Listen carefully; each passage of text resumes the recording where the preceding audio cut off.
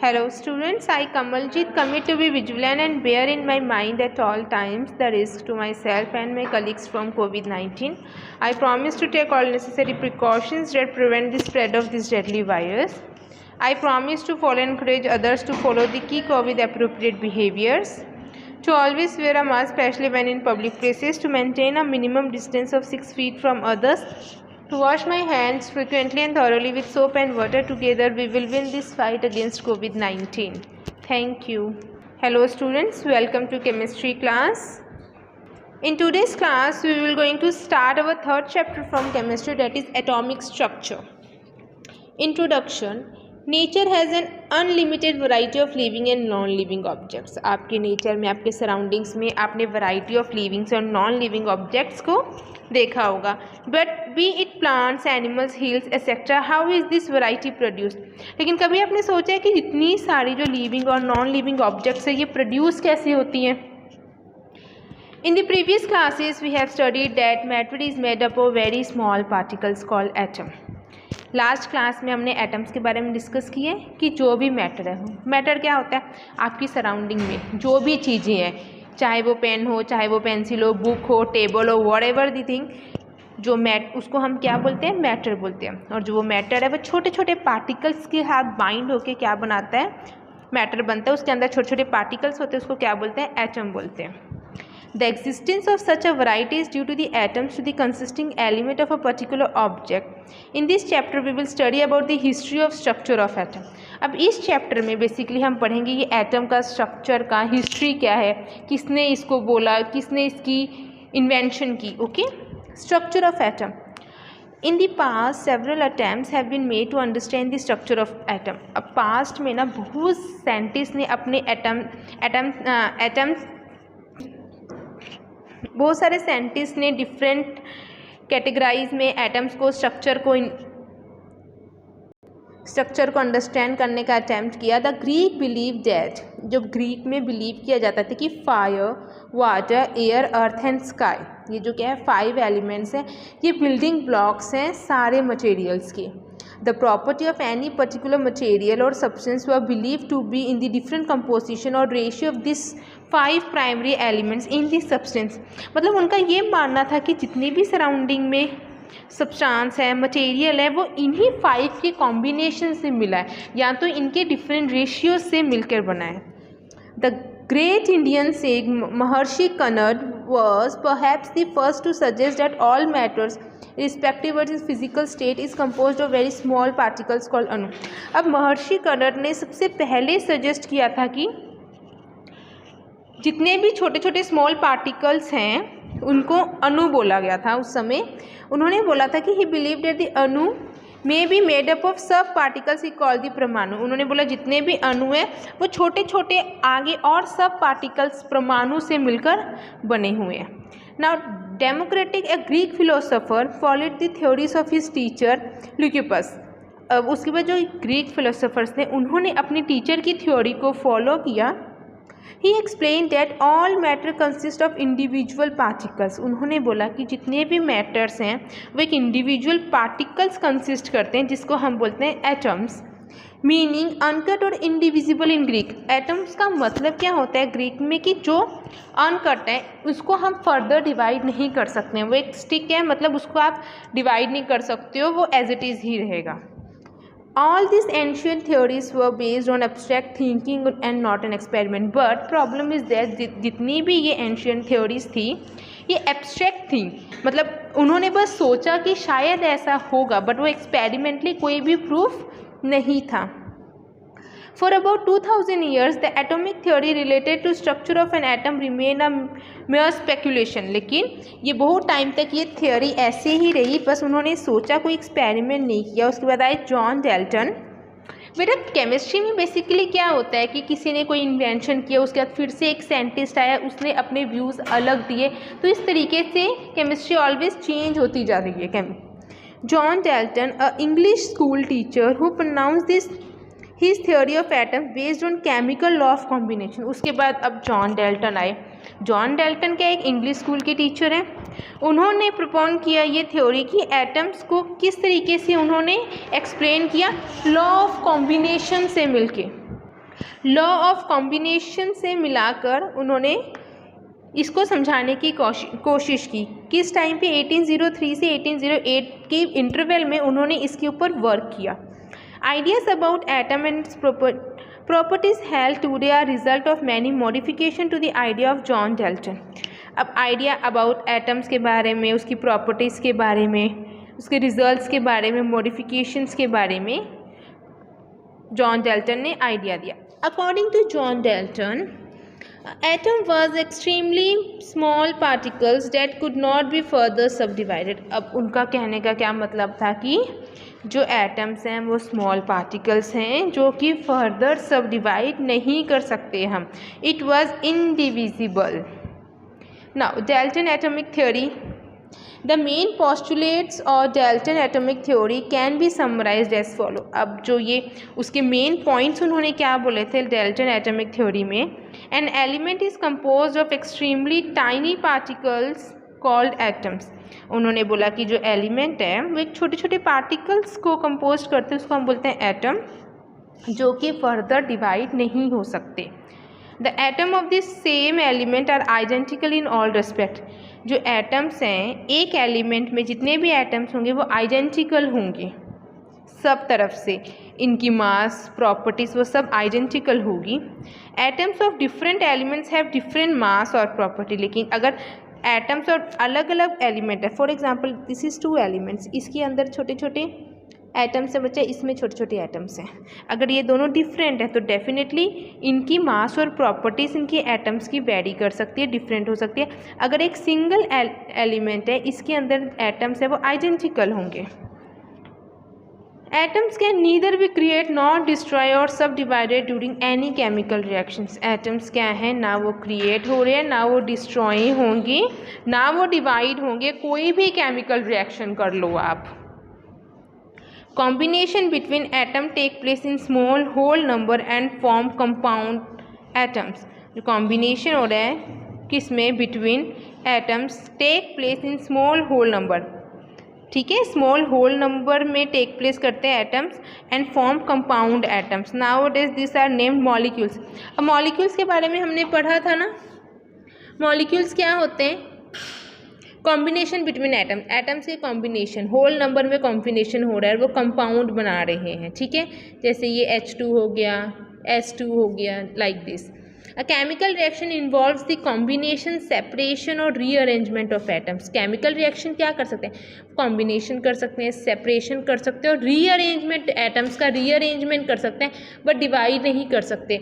ये नहीं हो सकता कि रिएक्टेंट में इतने एटम्स है, 40 एटम्स है और प्रोडक्ट साइड में 45 हो जाए, नो, एटम्स उतने ही रहेंगे, हाँ उनका चेंजेस हो जाएगा, किसी और एलिमेंट्स के साथ कंबाइन हो जाएंगे। ओके, नाउ ये थी आपकी Dalton atomic theory. Now fundamentals particles of atoms, electrons, protons and neutrons. ये फंडामेंटल पार्टिकल्स ऑफ एटम है। एटम के फंडामेंटल पार्टिकल्स क्या क्या हैं, इलेक्ट्रॉन्स, प्रोटॉन्स एंड न्यूट्रॉन्स। ये तो हमने डेफिनेटली लास्ट क्लास में पढ़ाया है। Dalton conceived an atom as something that can not be further divide. उन्होंने बोला कि एटम एक ऐसी चीज़ है जो कि फर्दर डिवाइड नहीं हो सकती है। This idea of non divisibility was proved wrong in later years when सब एटॉमिक पार्टिकल्स वर डिस्कवर्ड।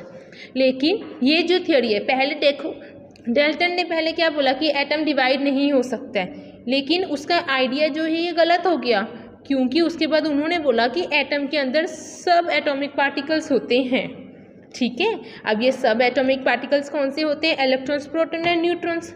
अब हो गया ना, एक केमिस्ट ने बोला कि डेल्टन ने बोला कि एटम्स डिवाइड नहीं हो सकते। अब फिर से कोई आ गया, उसने बोला नहीं, सब एटॉमिक पार्टिकल्स होते हैं।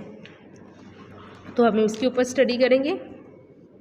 Studies and discoveries of the late 19th and early 20th century show that atoms are divisible into further small particles। उन्होंने बोला कि एटम्स भी डिवाइड हो सकते हैं छोटे स्मॉल पार्टिकल्स में। वो कौन से होंगे, इलेक्ट्रॉन, प्रोटॉन्स एंड न्यूट्रॉन्स। उसको हम बोलेंगे फंडामेंटल और सब एटॉमिक पार्टिकल्स ऑफ एटम। ना डिस्कवरी ऑफ इलेक्ट्रॉन, सबसे पहले हमने कैसे डिस्कवरी की इलेक्ट्रॉन की, ठीक है। विलियम क्रूक्स ने एक्सपेरिमेंट किया था 1879 में जो कि ब्रिटिश केमिस्ट थे, उन्होंने एक ग्लास ट्यूब लिया, this is the glass tube, from which air had been completely remove, पूरी तरीके से एयर को रिमूव कर दिया। इस एक्सपेरिमेंट को परफॉर्म करते समय उन्होंने 2 मेटल प्लेट्स ली, लुक एट दिस, ये इलेक्ट्रोड्स लिए, दोनों को बोथ एंड्स में लगा दिया, ठीक है। ये इलेक्ट्रोड्स को दोनों की तरफ अलग लगा दिए, एक को उन्होंने पॉजिटिव टर्मिनल दे दिया जिसको हम बोला एनोड, एक को नेगेटिव टर्मिनल दे दिया जिसको उन्होंने बोला कैथोड। ओके, नाउ जब हाई वोल्टेज करंट पास किया इस ग्लास ट्यूब के अंदर, तो उन्होंने देखा जो ये ट्यूब है वो ग्लो करने लग गई। उसके बाद फर्दर उन्होंने ऑब्जर्व किया कि जब उन्होंने एक मैग्नेट उसके पास रखा तो क्या हुआ, जो बीम ग्लो करने लगी थी वो डिफ्लेक्ट हो गई। Glow beam got deflected when magnet was placed near the tube. सबसे पहले ग्लो हुई एक ट्यूब में, ट्यूब ग्लो होना शुरू हो गई, उसके बाद जब मैग्नेट उनके पास लेके आया तो वो जो बीम है वो डिफ्लेक्ट हो गई। तो उन्होंने बोला कि ही believe that the glowing beam consist of charge particles. तो उन्होंने बोला कि जो वो बीम है वो डेफिनेटली कोई ना कोई चार्ज पार्टिकल कंसिस्ट कर रही है, जिसको उन्होंने नाम दे दिया कैथोड रे। क्लियर?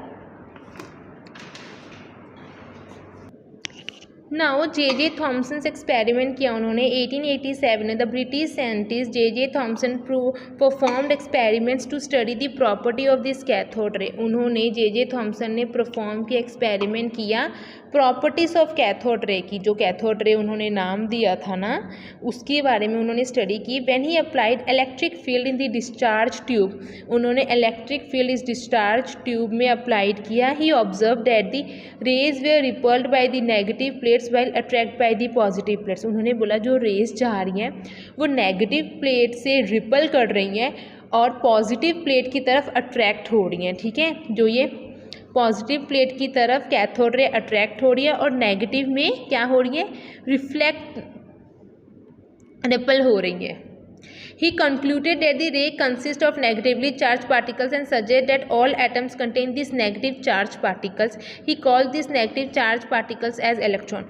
फिर उन्होंने बोला कि जो जितनी भी रेज हैं वो एक नेगेटिवली चार्ज पार्टिकल्स कंसिस्ट करती हैं और ऑल एटम्स, जितने भी एटम्स हैं वो नेगेटिवली चार्ज पार्टिकल्स कंटेन करते हैं। उन्होंने उस नेगेटिव चार्ज पार्टिकल्स को क्या बोला, एटम बोल दिया। Thomson also showed that properties of cathode ray remain the same. उन्होंने ये भी बोला कि जो कैथोड रे की प्रॉपर्टी है वो सेम है irrespective of metal chosen as cathode, मतलब कैसा मेटल आप चूज कर रहे हो। Thus he suggest that electrons are constituent particles of all matter. उन्होंने बोला कि मैटर में डेफिनेटली इलेक्ट्रॉन्स कंस्टिट्यूट करते हैं सारे particles of all matter. In fact Thomson also realize that if atom contain electrons, Thomson ने यह भी रियलाइज़ किया अगर एटम्स इलेक्ट्रॉन्स कंटेन कर रहे हैं तो वो कंटेन कर रहे हैं अगर इलेक्ट्रॉन्स हैं तो वो डेफिनेटली कोई पॉजिटिव चार्ज भी पार्टिकल्स कंटेन करेंगे, क्योंकि अगर पॉजिटिव होगा तो ही तो पॉजिटिव और नेगेटिव बैलेंस होंगे। तो करके इस आइडिया ने उन्होंने डिस्कवरी की प्रोटॉन की, जो कि क्या है, पॉजिटिवली चार्ज पार्टिकल्स है। प्रॉपर्टीज़ ऑफ इलेक्ट्रॉन क्या है, ये नेगेटिव चार्ज पार्टिकल्स होते हैं, ये नेगेटिव चार्ज कंटेन करते हैं, which is the basic unit of electric charge. Mass of electron कितना होता है, 9.11 × 10⁻³ kg। ये किसके अबाउट है, 1/1840 of mass of hydrogen atom की अबाउट होता है। Now discovery of proton. The neutral nature of the atom indicate the presence of positively charge particles in it. अब जो न्यूट्रल नेचर ऑफ एटम है वो उसने इंडिकेट किया कि डेफिनेटली कोई पॉजिटिव चार्ज पार्टिकल्स भी हैं। Experiments and detail studied by German के केमिस्ट ने फिर इसके ऊपर एक्सपेरिमेंट किया कि अगर कोई नेगेटिव है तो पॉजिटिव होगा, जो कि पहले उन्होंने फर्दर जे थॉमसन ने बोल दिया था। अब उनको प्रैक्टिकली भी तो देखना था, तो German chemist Eugen Goldsmith discovery की इस पार्टिकल्स की। In his experiment Goldstein use a modified discharge tube. उन्होंने एक मॉडिफाई किया डिस्चार्ज ट्यूब लिया जिसमें परफोरेटेड कैथोड लगाया, that had a perforated cathode, ठीक है, ये कैथोड है। Very small holes in the cathode में छोटे छोटे से होल्स लगाए उन्होंने। जब इलेक्ट्रिक फील्ड अप्लाई की बिटवीन दी इलेक्ट्रोड्स, जो पॉजिटिव इलेक्ट्रोड्स में उन्होंने क्या किया, इलेक्ट्रिक फील्ड अप्लाई की, in addition to the emission of electrons a beam of luminous ray was observe. तो इन एडिशन में एमिशन ऑफ इलेक्ट्रॉन्स एक बीम ल्यूमिनस रे उन्होंने ऑब्जर्व की। In the reason behind the perforated cathode he call this ray as a canal ray और positive रे। जब उन्होंने observe की ल्यूमिनस रे तो ऑब्जर्व करने के बाद उन्होंने बोला कि कहाँ पर ऑब्जर्व की, behind the perforated cathode. प्रोफरेटेड cathode के बिहाइंड में उन्होंने एक रे ऑब्जर्व की, ल्यूमिनस रे, उसको उन्होंने नाम दिया कैनल रे और positive ray. As they consist of positively charge particles, later positive charge called as proton. देखो अब इसमें क्या हुआ था, इन्होंने एक प्रोफरेटेड कैथोड ट्यूब लिया था बेटा, ठीक है, जिसमें ऑलरेडी मतलब कि प्रोफरेटेड कैथोड्स लगा हुआ था। एक डिस्चार्ज ट्यूब मॉडिफाइड डिस्चार्ज था कि उसके अंदर प्रोफरेटेड कैथोड ऑलरेडी लगा हुआ था। उसके बाद जब उन्होंने इलेक्ट्रिक करंट पास की तो देखा कि एक ल्यूमिनस रे इस कैथोड के पीछे बिहाइंड में एक ल्यूमिनस रे क्या हो रही है, एमिट कर रहा है वो। तो उस ल्यूमिनस रे को ऑब्जर्व करने के बाद उन्होंने उसका नाम दे दिया कैनाल रे और पॉजिटिव रे। उसके बाद उसका नाम प्रोटॉन रख दिया, जो उस पॉजिटिव रे का प्रॉपर्टीज़ क्या है, हमेशा पॉजिटिव होता है, ठीक है। Equivalent to a unit of electron charge, electron charge equivalent होता है mass of proton equal to that of hydrogen. Mass of proton hydrogen के इक्वल होता है, that is 1.672 into 10 to the power -27। Okay students, so learn these discoveries electrons and protons at home. In next class we will going to study about different atomic models. Thank you and have a nice day.